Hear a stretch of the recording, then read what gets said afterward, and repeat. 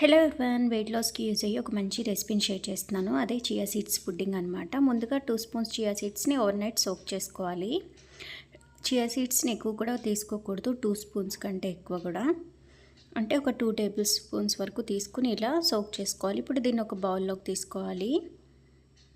ఇప్పుడు ఇందులో నేను అక్కడ ఒక పావు కప్పు వరకు పెరుగు వేస్తున్నాను, హాఫ్ కప్పు వరకు కూడా వేసుకోవచ్చు. అలానే స్వీట్కి నేను ఇక్కడ బెల్లం యాడ్ చేస్తున్నాను. బెల్లంకి బదులుగా హనీ కూడా యాడ్ చేసుకోవచ్చు, లేకపోతే ఉట్టిగా తిన్నా కూడా బాగానే ఉంటుంది వితౌట్ స్వీట్. అలానే కొన్ని నేను ఇక్కడ జీడిపప్పులు వేస్తున్నాను. ఇలా బాగా మిక్స్ చేసుకోవాలన్నమాట. పెరుగు బెల్లం అన్నీ మిక్స్ అయ్యేలాగా చియా సీడ్స్కి బాగా మంచిగా మిక్స్ అయిపోవాలి. ఇవేంటంటే ఎప్పుడు కూడా ఇవి పొడిగా ఉన్నవి తినకూడదు. చియా సీడ్స్ని ఎప్పుడు కూడా నానబెట్టుకునే తినాలి.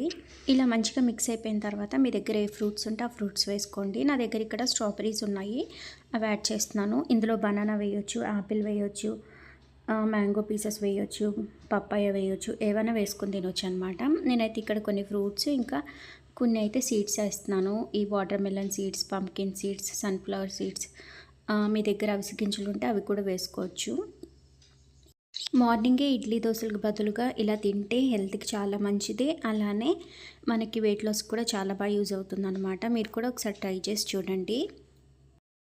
మార్నింగే హెల్తీగా సీడ్స్, నట్స్, అలానే చియా సీడ్స్లో కూడా ఫైబర్ ఎక్కువగా ఉంటుంది, హెల్త్కి చాలా మంచిది. ఇలా తీసుకోవడం వలన ఇదైతే ఫుల్గా మనకి టమ్మీ ఫుల్ అవుతుంది. అలానే బ్యాలెన్స్డ్ బ్రేక్ఫాస్ట్ అనమాట.